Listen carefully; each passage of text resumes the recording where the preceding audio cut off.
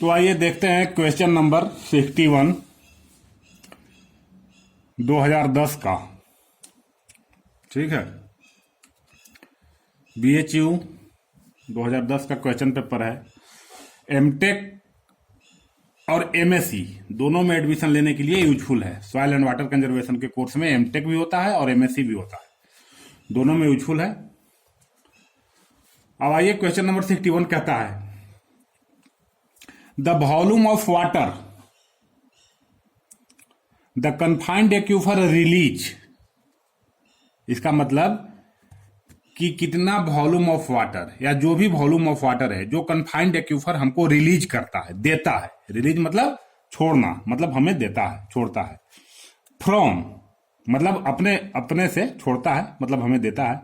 और takes into, या बरसात होता है या हम रिचार्ज करते हैं तो हमसे लेता है। जो भी अमाउंट वाटर का, जो भी वॉल्यूम वाटर का या तो हमें देता है या हमसे लेता है। हमसे लेगा कैसे? तो रिचार्ज के थ्रू। इनटू स्टोरेज, अपने स्टोरेज में। Per unit surface area, per unit surface area, 1 meter square surface area से।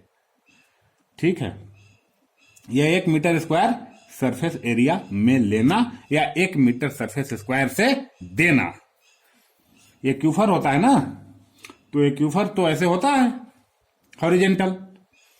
तो 1 मीटर स्क्वायर एरिया आप लीजिए, चाहे एरिया किसी भी शेप में मान के चलिए, उसमें या तो उससे या तो हमें देता है या उसमें हमसे लेता है।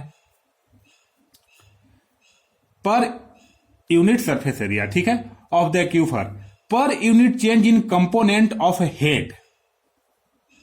अब मान लीजिए कि आपने इतना पानी दे दिया कि उसका 1 मीटर हेड बढ़ गया, मतलब 1 मीटर पानी का गहराई बढ़ गया।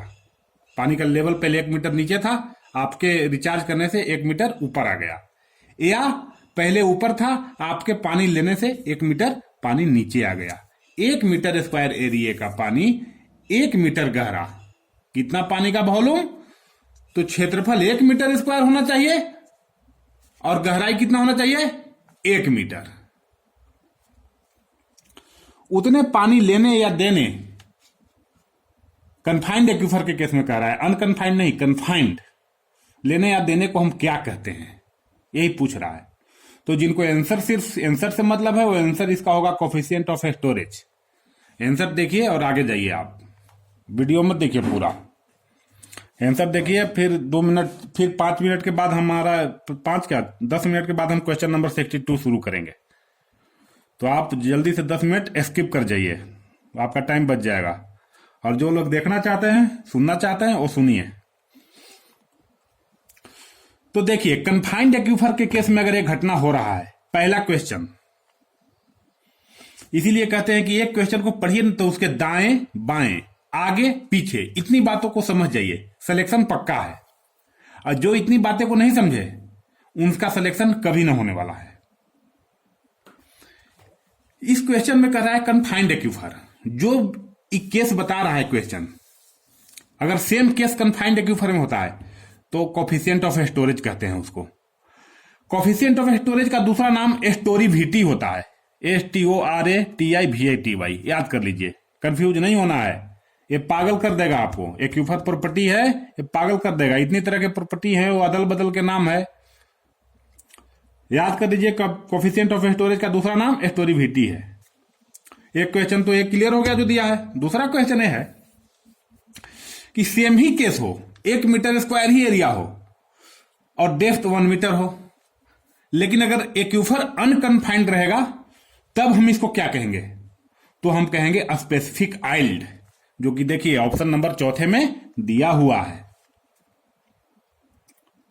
ये भी पूछता है और ये भी पूछता है, दोनों पूछता है। अब अगला बार क्वेश्चन आएगा तो फिर मैं इसको नहीं बताऊंगा, इसलिए यही एक ही में बता दे रहा हूं, आराम से लिख लीजिए बैठ करके। ठीक है, तो 2 क्वेश्चन आपके क्लियर हो गए। तीसरा ये आप समझिए कि स्पेसिफिक आइल्ड और कोफिशिएंट ऑफ स्टोरेज दोनों भाई है, लेकिन दोनों चचेरा भाई है। एक अंकल का लड़का है, केवल नाम बदल गया है एक ही खून है, एक ही प्रॉपर्टी। ये भी एक्यूफर की प्रॉपर्टी है, और सेम प्रॉपर्टी है जो ए वाली है, लेकिन ए अनकन्फाइंड में आता है और ए कन्फाइंड में आता है। बस तो 2-3 क्वेश्चन हो गए अभी। अब थोड़ा सा इसका हम डिस्क्रिप्शन आपको दे दें और क्वेश्चन, यहीं से कौन कौन से क्वेश्चन बिल्कुल फ्रीक्वेंटली आस्क क्वेश्चन, जो कि इसी पेपर को हम सोल्व करेंगे ना तो इसी में आएगा आगे। और 2010 तक की 2020 तक है या 19 तक 10 साल के पेपर में कम से कम आ जाएंगे 40 क्वेश्चन एक्यूफर प्रॉपर्टी से, और 40 में सब घुमा फिरा के है। एक ही क्वेश्चन 2-2 बार आएगा, 3-3 बार आएगा। 10 वेराइटी के क्वेश्चन है, 4-4 बार आएंगे, 40 बार हो जाएंगे। अब वो 10 वेराइटी के क्वेश्चन कौन कौन है ये समझ लीजिए। आइए देखिए, लिखा है following are the physical property of aquifer. 1 से लेकर के और कहां तक हमने लिखा है 14, 15, यहां 16। ट्रांसमिसिबिलिटी नहीं, 16 नहीं, ये तो ट्रांसमिसिबिलिटी जो है ये तो चौथा नंबर ही है। ट्रांसमिसिबिलिटी को ही ट्रांसमिसिबिलिटी कहते हैं। तो कुल मिला के 15 तरह के एक्यूफर प्रॉपर्टी यहां पर दिए हुए हैं। पोरोसिटी, अब सुन लीजिए, पोरोसिटी से भी क्वेश्चन आता है। पोरोसिटी किसको कहते हैं? वॉल्यूम ऑफ वॉइड बटा टोटल वॉल्यूम ऑफ सैंपल को पोरोसिटी कहते हैं, बिल्कुल पूछा जाता है। हाइड्रोलिक कंडक्टिविटी का यूनिट सिर्फ पूछा जाता है, मात्रक, तो मीटर पर सेकेंड होता है। कंप्रेसिबिलिटी नहीं पूछेगा आपसे, आज तक जितना हमने एग्जाम दिया उसमें नहीं पूछा है, कभी नहीं। कम से कम एग्जाम दे दिया 15। किसी एग्जाम में ऑल इंडिया 1 रैंक भी आया, लेक्चरशिप के असिस्टेंट प्रोफेसर के एग्जाम में। कई एक बार नेट दिया, SRF दिया, कहीं नहीं कंप्रेसिबिलिटी से पूछा। जो पूछ रहा है मैं वही बता रहा हूं। ट्रांसमिसिबिलिटी पूछता है, किसको कहते हैं? तो इसका फार्मूला पूछ देगा सिर्फ आपसे ट्रांसमिसिबिलिटी का। हाइड्रोलिक कंडक्टिविटी में जब डेप्थ से गुना कर देते हैं तो ट्रांसमिसिबिलिटी आता है। इसका डायमेंशन पूछ देगा, क्या होता है? तो मीटर स्क्वायर पर सेकेंड लिख लीजिए। स्पेसिफिक स्टोरेज पूछता है कभी कभी, क्या होता है? आगे लिखे हैं सब, बताएंगे। स्पेसिफिक स्टोरेज देख लीजिए क्या होता है। स्टोरेज कोफिशिएंट बराबर specific storage into thickness of aquifer होता है। जो अभी क्वेश्चन, जो हमारा मूल क्वेश्चन था, वो उसमें जो ऑप्शन नंबर फर्स्ट सही था, उसमें क्या था? Storage coefficient. स्टोरेज कोफिशिएंट होता क्या है? तो स्पेसिफिक स्टोरेज में जब एक्यूफर के थिकनेस से गुना करेंगे, ठीक है। यहीं पर ट्रांसमिसिबिलिटी होता तो यहां पर हाइड्रोलिक कंडक्टिविटी हो जाता है। ट्रांसमिसिबिलिटी बराबर हाइड्रोलिक कंडक्टिविटी गुना एक्यूफर का थिकनेस। तो एक जगह समरी समझिए, समझने की कोशिश करिए, नहीं तो पागल होने से कोई नहीं रोकेगा। और देखिए, स्पेसिफिक स्टोरेज 5वां प्रॉपर्टी। छठा स्टोरिविटी, जिसको कहते हैं स्टोरेज कोफिशिएंट। 7वां स्पेसिफिक आइल्ड, स्टोरेज कोफिशिएंट के बराबर ही है लेकिन अनकन्फाइंड एक्यूफर में यूज होता है। 8वां हाइड्रोलिक रेजिस्टेंस। अब ये देखिए, यहां से क्वेश्चन पूछता है हाइड्रोलिक रेजिस्टेंस किसकी प्रॉपर्टी है? एक्यूफर की प्रॉपर्टी है, सही बात है, लेकिन कौन सी एक्यूफर की? तो सेमी कन्फाइंड की हमेशा पूछता है, लिख लीजिए। और हाइड्रोलिक रेजिस्टेंस का यूनिट क्या होता है? तो यूनिट होता है डे, मतलब टाइम होता है उसका यूनिट। और टाइम में भी मीटर सेकंड नहीं होता है, डे होता है। तो 2 क्वेश्चन यहां से, 3, 4 और 2 पहले, 6 क्वेश्चन क्लियर हो गए। 6 फ्रीक्वेंटली आस्क है, चाहे एई का दीजिए, जेई का दीजिए, SRF दीजिए, नेट दीजिए, BHU दीजिए, लिख लीजिए इसको। नेक्स्ट है लीकेज फैक्टर, ये भी पूछता है। लीकेज फैक्टर का किस एक्यूफर का प्रॉपर्टी है? तो सेमी कन्फाइंड एक्यूफर का, और कन्फाइंड अनकन्फाइंड किसी का नहीं, सेमी कन्फाइंड का। इसका डायमेंशन क्या होता है? तो लेंथ। तो 2 क्वेश्चन यहां से भी आया, क्या है और यूनिट क्या होता है। तो 6 2 8 क्वेश्चन हो गए। स्पेसिफिक रिटेंशन, ये ज्यादातर नहीं पूछता है, ठीक है। स्टोरिविटी तो आपको बता ही दी, storage coefficient. Isotropy and homogeneity, ये भी नहीं पूछेगा आपसे। एनिसोट्रोपी एंड हेट्रोजिनिटी, ये भी नहीं पूछेगा। वॉइड रेशियो पूछ सकता है, वॉल्यूम ऑफ वॉइड बटा वॉल्यूम ऑफ सॉलिड। किसी भी सैंपल में जो वॉइड का वॉल्यूम है उसको ऊपर में लिख दीजिए और नीचे में लिख दीजिए सॉलिड का वॉल्यूम, पूछेगा। परमिएबिलिटी पूछेगा, क्या होता है? तो एक प्रॉपर्टी है, एक गुण है जिसके वजह से किसी भी सॉइल के अंदर पानी का मूवमेंट होता है।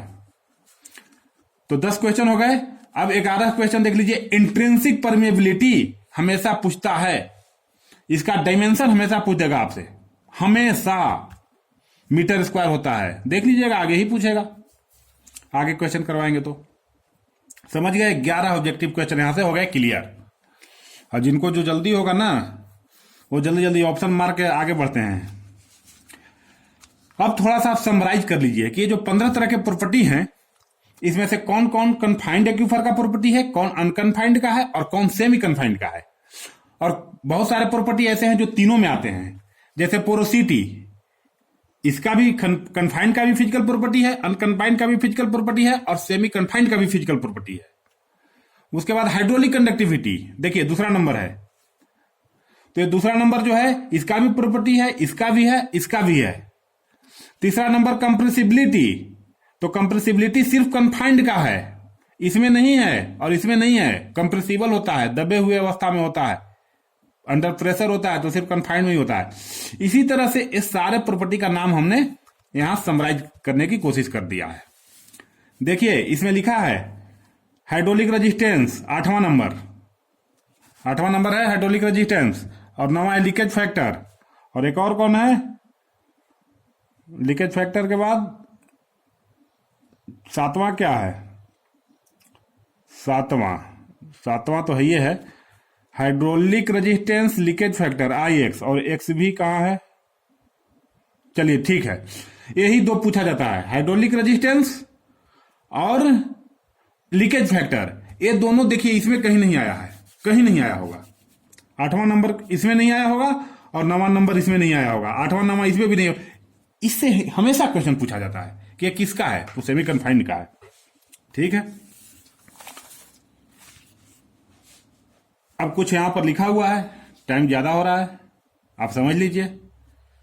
ये हमेशा पूछेगा डायमेंशन ऑफ ट्रांसमिसिबिलिटी, जितना ऐसे ऐसे करके हमने कर दिया। ऐसे एक क्वेश्चन आया है, हमारे दिमाग में घूम रहा है कि आगे ये आएगा या कहीं ना कहीं आया, इसलिए मैंने एक ही जगह बता दिया, बच्चों को सुविधा होगा कि एक ही जगह समझ लें।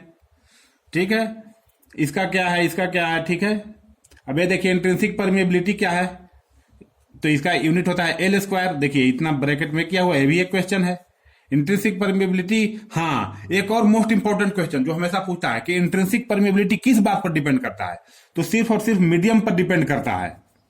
मतलब सॉइल में अगर पानी मूव कर रहा है तो सिर्फ सॉइल पर डिपेंड करेगा, पानी के कोई कैरेक्टर पर नहीं डिपेंड करेगा। लिख रहा है it is dependent on the medium only and is independent of the fluid property. Fluid के प्रॉपर्टी से आजाद है, मतलब पानी के प्रॉपर्टी से आजाद है, लेकिन सॉइल के प्रॉपर्टी पर डिपेंड करता है। यहां फॉर्मूला लिख दिए हैं, हाइड्रोलिक कंडक्टिविटी बराबर के से हाइड्रोलिक कंडक्टिविटी, बड़ा के से, और छोटा के से इंट्रिंसिक परमेबिलिटी। ये है डेंसिटी, और ये तो जी आप समझ ही रहे हैं, ये है डायनेमिक विस्कोसिटी। ये डेंसिटी को हम पलट के इसके नीचे भी लिख सकते हैं, म्यू बटा रो भी लिख सकते हैं, ये मैथ का नियम है, नीचे भी लिख सकते हैं। तो म्यू बटा रो जब हो जाएगा ना, तो इसको काइनेमेटिक विस्कोसिटी कहेंगे, तो ये हो जाएगा फॉर्मूला।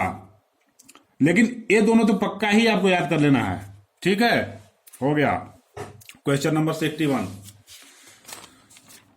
आइए question number 62। A tubewell which does not make use of a strainer, strainer मतलब जाली, वेल पाइप है जिसमें नीचे जाली लगा होता है ना, और जाली से पानी अंदर जाता है। हॉरिजेंटल मूवमेंट है ना, देखिए पानी का हर तरफ से, चारों तरफ से हॉरिजेंटल मूवमेंट है, होता है स्ट्रेनर वाले में। लेकिन इसमें कह रहा है does not make use of strainer, मतलब स्ट्रेनर नहीं है। तो जिसमें स्ट्रेनर नहीं होता है वो कैविटी वेल होता है, यहीं से हमको पता चल गया। लिखा है and contracted at location where high yielding sand stratum is underlain by strong impervious stratum of clay layer. ठीक है, क्या होता है, पहली बात तो यहां से सुन लीजिए। जिस वेल में स्ट्रेनर नहीं है और क्ले लेयर है नीचे, उसी में डाला गया है वेल को, उसको हम कैविटी वेल कहेंगे। एक क्वेश्चन। दूसरा, कैविटी वेल किस तरह के एक्यूफर में होता है, किस तरह के एक्यूफर में बोर किया जाता है, बनाया जाता है, तो कन्फाइंड एक्यूफर में। ये दूसरा क्वेश्चन हमेशा पूछा जाएगा। ठीक है। अब कैविटी वेल के नीचे क्ले लेयर होता है, उसी में बोर किया जाता है। तो क्ले लेयर की मिनिमम थिकनेस कितनी होनी चाहिए? तो जनरली 3 मीटर मोटा होता है क्ले लेयर, 3 मीटर मोटा। 3 मीटर का मतलब समझ रहे हैं? कम से कम 6 फुट के आदमी भी तो 1 मीटर 80 सेंटीमीटर ही होता है, असाधारण आदमी का 2 गुना मोटा। ठीक है, तो कैविटी वेल इसका आंसर हो जाएगा। अब इसमें कुछ डिस्क्रिप्शन भी है क्या, देखते हैं? नहीं, बस इतना ही है। 3 क्वेश्चन इससे राइज हुआ। एक तो जो पूछा है वो, और दूसरा कैविटी वेल होता किसमें? कन्फाइंड में। और तीसरा कि कैविटी वेल में क्ले लेयर जो नीचे होता है उसका थिकनेस कितना होता है? तो 3 मीटर। और एक और क्वेश्चन जोड़ लीजिए, कैविटी वेल में पानी कैसे जाता है अंदर? जब स्ट्रेनर लगा नहीं है, जाली लगा ही नहीं है, तो इधर से तो जाएगा नहीं, तो नीचे से जाता है, नीचे से। और नीचे से जब जाता है ना, तो उसको स्फेरिकल मूवमेंट कहते हैं हम। बाकी तरह के वेल में हॉरिजेंटल मूवमेंट होता है पानी का, लेकिन इसमें स्फेरिकल मूवमेंट होता है। और पानी सिर्फ और सिर्फ बॉटम से जाएगा। पीतम चंद्रा की किताब में ऑब्जेक्टिव क्वेश्चन है कि कैविटी वेल में पानी कैसे इन करता है, तो फ्रॉम द बॉटम ओनली। तो बताइए, सब हम आपको यही बता दे रहे हैं। तो इसी 2 क्वेश्चन में आपके हो गए 15-20 क्वेश्चन। आइए, टाइम बचा है, क्वेश्चन नंबर 63 देख लिया जाए क्या? देखिए, the ratio expressed in percentage of irrigation water stored in root zone and available for crop production to that deliver at the head of the field is known as। भैया मेरे एक question है बहुत लंबा चौड़ा, इसका अगर डिस्क्रिप्शन हम निकाल दिए तो इसमें हम बहुत कुछ लिखे हैं। ठीक है, ऐसे इसका आंसर होगा इरिगेशन इफिशियंसी। ठीक है, अगर ऑप्शन में एप्लीकेशन इफिशियंसी लिखा होता तो हम मजबूर हो जाते सोचने पर कि किसको मारे किसको ना मारे। एप्लीकेशन इफिशियंसी को हम सामान्यतः इरिगेशन इफिशियंसी कहते हैं। ये जो परिभाषा लिखा है ना, इस परिभाषा को किताब में पढ़ेंगे तो आपको समझ में आएगा कि ये परिभाषा एप्लीकेशन इफिशियंसी का लिखा हुआ है, लेकिन ऑप्शन में कहीं नहीं है। तो किताब कहीं कहीं, सब तो नहीं, लेकिन कुछ कुछ किताब बताता है कि generally application efficiency is known as irrigation efficiency. ठीक है, प्रोजेक्ट इफिशियंसी का हमने कहीं नाम ही नहीं सुना, फार्म इरिगेशन इफिशियंसी का नाम नहीं सुना, फील्ड इरिगेशन इफिशियंसी का नाम नहीं सुना। मतलब हमने जो नाम सुना है वो बता दे रहे हैं क्या क्या सुना है। Conveyance efficiency, application efficiency, storage efficiency और distribution efficiency, crop water use efficiency और फील्ड वाटर यूज इफिशियंसी। ठीक है, यही सुना है, लेकिन इसमें उस 6 तरह के इफिशियंसी में एक भी नहीं मैंने सुना। लेकिन हाँ, मैंने ये सुना कि एप्लीकेशन इफिशियंसी का दूसरा नाम इरिगेशन इफिशियंसी होता है। ठीक है, अब अगर आपको ज्यादा शौकी रहता है आप लोग को जल्दी जल्दी करवाने का, तो आप इसी को देख लीजिए, हम ज्यादा इस पर बोलेंगे नहीं कुछ। यही इसका डिस्क्रिप्शन है, इतने तरह की इफिशियंसी हैं, ऐसे ऐसे लिखा जाता है, 1 2 3 4 5 6 तरह के। ठीक है, जनरली ये 4 ज्यादा इंपॉर्टेंट है, ए वाले 4, 1 2 3 4। और ये कभी कभी पूछ देता है, ये मतलब बहुत क्रिटिकल में आता है केस में। ठीक है, ये पूछ देता है तो कहा जाता है कि एग्जाम बहुत स्टैंडर्ड था, और इस पूछा जाता है, बोला जाता है एग्जाम बहुत कॉमन था। ये वाई मतलब आइल्ड है, वाई मतलब आइल्ड है। कैसा आइल्ड, समझाने लगेंगे तो बहुत टाइम लगेगा। आइल्ड मतलब बायोलॉजिकल आइल्ड, मतलब कोई क्रॉप पैदा लिया तो उससे जो अनाज मिला उसका वजन भी करिए सुखाने के बाद, और उस अनाज के डंठल का भी वजन करिए। बायोलॉजी में यही ना हो गया, जो उसने अन्न दिया वो भी, और जो उसका तना है वो भी, जो उसका पत्ती है वो भी, सारा कुछ। तो ठीक है, WR क्या है? वाटर रिक्वायरमेंट है। ET क्या है? इवेपोट्रांसपायरेशन है। इवेपोट्रांसपायरेशन को कहते क्या है? ठीक है, आगे बढ़ते हैं, ज्यादा समय बिताएंगे तो आप बताएंगे कि जल्दी जल्दी क्वेश्चन नहीं करा रहे हो। हाँ, पढ़ने के टाइम में पढ़ेंगे नहीं, आप कहेंगे जल्दी जल्दी क्वेश्चन नहीं करा रहे हो। ओके, तो हो गया 63 नंबर क्वेश्चन। ओके करते हैं हम, और 64 अगले पार्ट में।